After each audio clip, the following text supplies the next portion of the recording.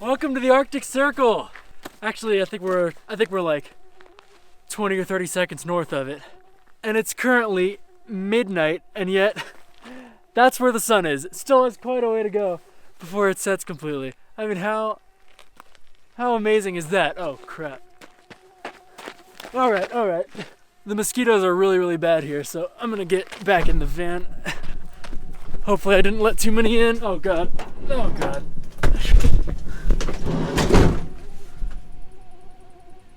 I may have made a mistake. I guess you can't have beauty without pain, can you? Oh God, this is bad.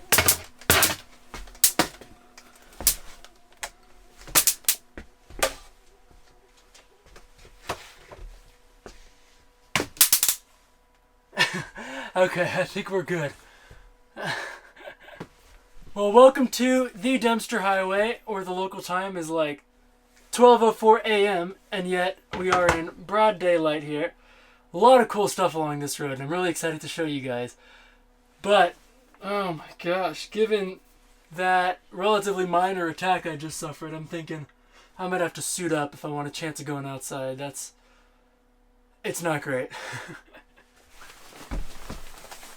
Built up a sweat fighting the world's most dangerous animal there. Alright.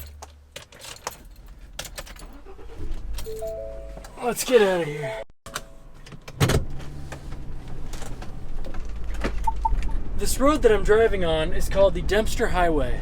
It's one of Canada's Arctic roads, and it's in fact the only way in North America that you can drive to the Arctic Ocean, although right now it is closed at the Northwest Territories border. I'm not sure why, but there was a sign at the entrance down near Dawson City informing everybody that there was some kind of fire or flood or some reason why it's closed. I've been all the way up to the Northwest Territories and to the Arctic Ocean before. That's a story for another day. But this is definitely one of, if not the most fascinating, highway in all of Canada, with absolutely spectacular views, unbelievable wildlife, and quite a heritage. So if you're ever interested in driving this 900-kilometer unpaved road all the way to the Arctic Ocean, as long as you do it safely, I'd give it a shot. I'm thinking down there looks like the perfect spot to break out the gold pan. We'll see how bad the mosquitoes are out here. I'm thinking if anything it's going to be worse next to the water, but at least it's running water, so. Let's have some fun.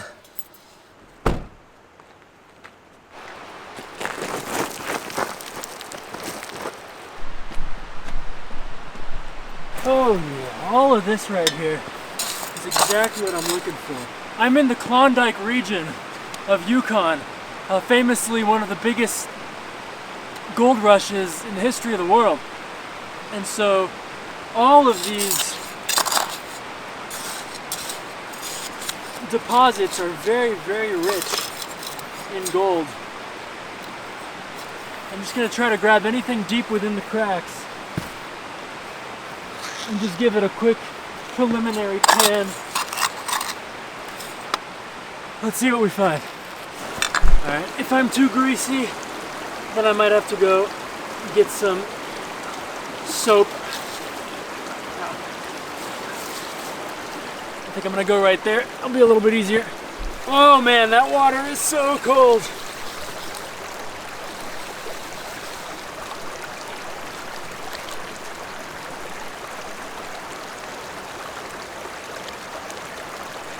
Alright, I've got that first batch concentrated down to just the heavies. It does look like there are some very small flakes here. But we can do a lot better than this. I've got all night. It's not like it gets dark. So let me try a few other places.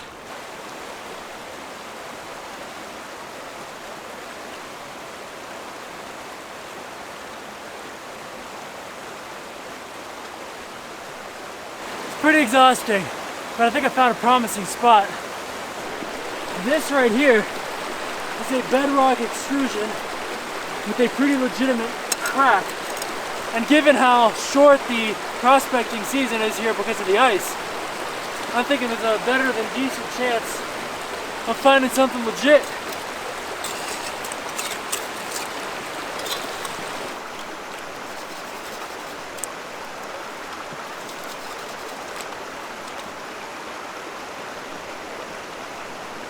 Whoa, whoa, whoa. There's a tiny, tiny little other one right there. You see it? Look at the size of that. Oh, there's another one right there too. And look at the size of that. Yo, that is by far the biggest gold nugget I've ever found. But I changed my mind. I'm not telling anybody where I am. You know I'm along the Dempster Highway, but I'm not telling you where.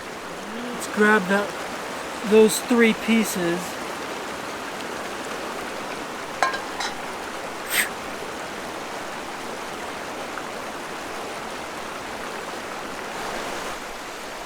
I'm really freaking proud of that.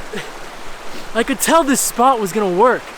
Just when you're researching the proper way to prospect gold, and from Cody, one of my favorite YouTubers' experience, he kind of taught me that that's the perfect kind of place to find larger nuggets. You're not gonna find as much dust, but if you mine around enough, and I've only been here for not even probably 35 minutes, and I found by far the biggest gold nugget I've ever found in my life. What do you guys think? Should I come back here tomorrow and make another video where I'm just prospecting for gold?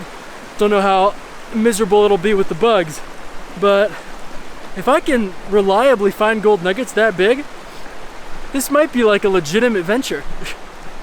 I'm still in shock by the size of that gold nugget. I mean, it can't be worth more than like $5, but that's still crazy.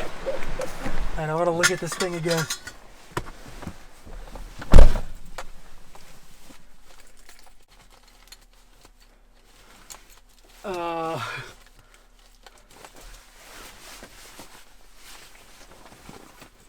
I'm just messing with you, it's right here. That is so cool. Obviously I don't have access to a precision scale, but judging by, it's very hard to see how big it is. It's very flat. It's very light, but it actually does. Listen to this. You can hear it clanking around in there. I'm just going to keep it as a souvenir, of course, but what an amazing, amazing way to commemorate this awesome place.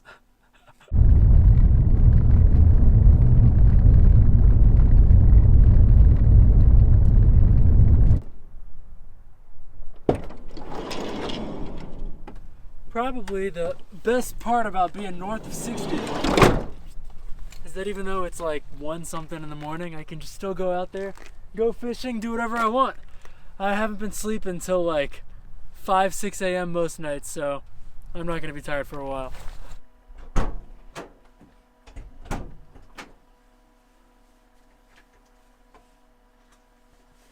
All right, got what I need.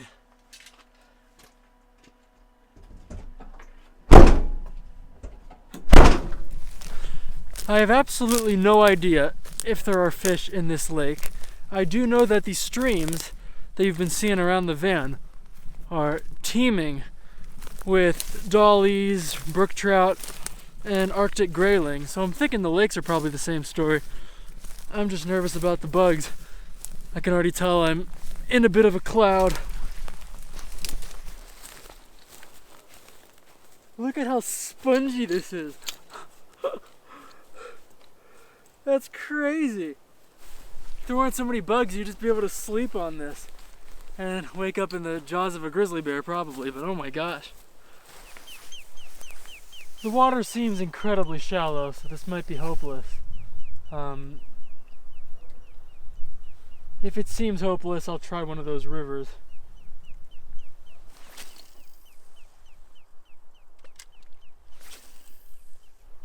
Yeah, it's unbelievably shallow here. I'm gonna go walk just down there. Or maybe it's a little better.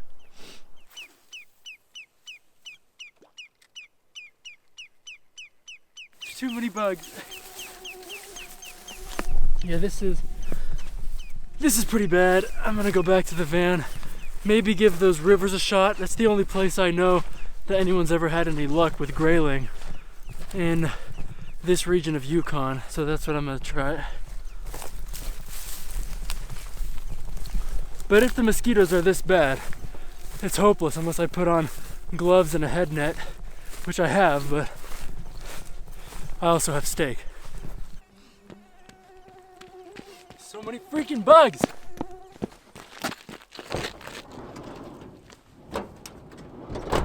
I'm gonna get twice as many bites because I gotta film all this.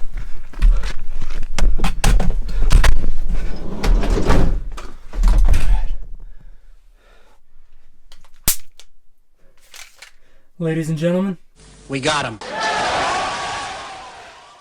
It's just littered with dead mosquitoes everywhere. I'm starving, and earlier actually, before I got here, I drove through Dawson City, and I was surprised to find a reasonably priced, decent-looking steak. For those of you who've never been to one of these kind of remote Arctic towns, like Dawson City, Yukon, the prices of things are completely insane. Yeah, this guy was just 20 bucks. For reference, just 6 eggs were $10 at that little grocery store. It's unbelievable.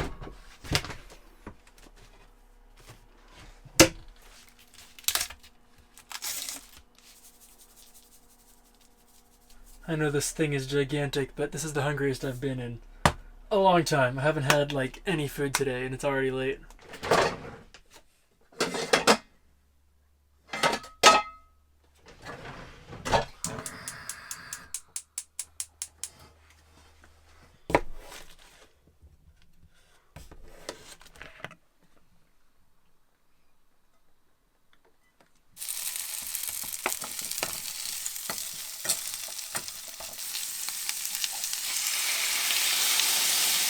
I'm gonna have to make sure I vent this. It's already 78 degrees in here. It'll keep getting warmer.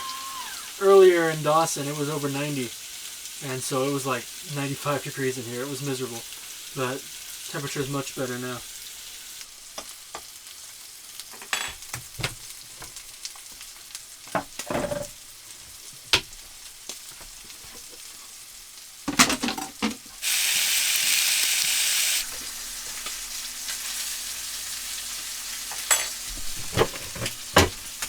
Alright.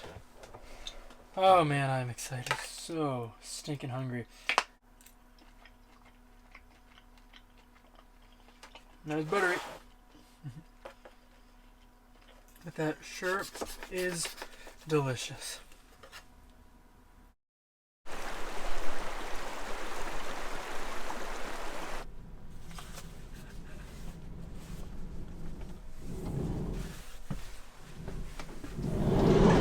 It actually got very, very cold outside. I just took a quick step out there, and despite it being still broad daylight now that it's like 3 o'clock in the middle of the night, it's down in the 30s for sure. And for the temperature to go from 90 degrees during the day down to 30, it's got to be one of the biggest diurnals I've ever experienced. This place has quite a temperature swing. It's impressive.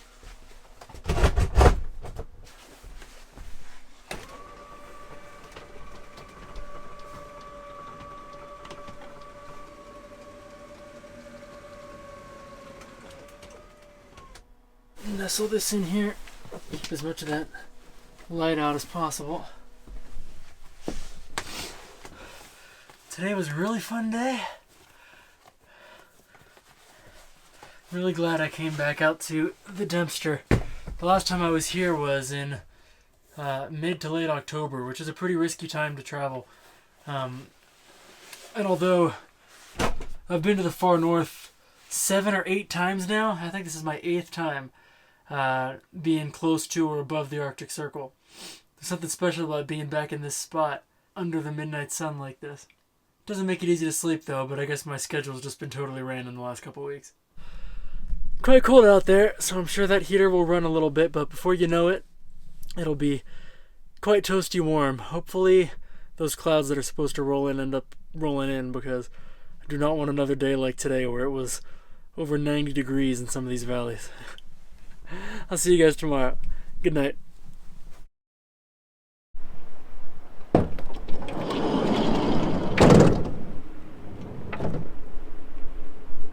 Oh my God.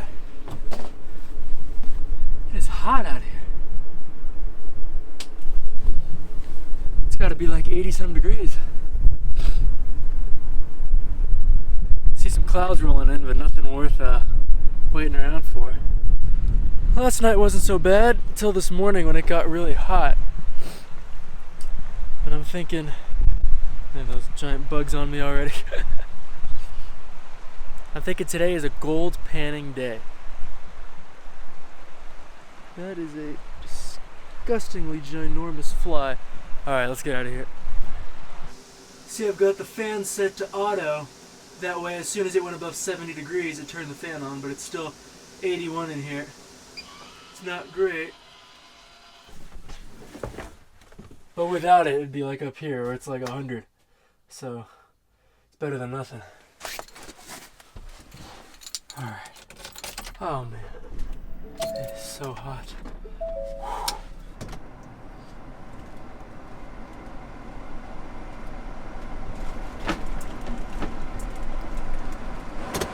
Look, I've actually got someone driving down here. That doesn't happen very often.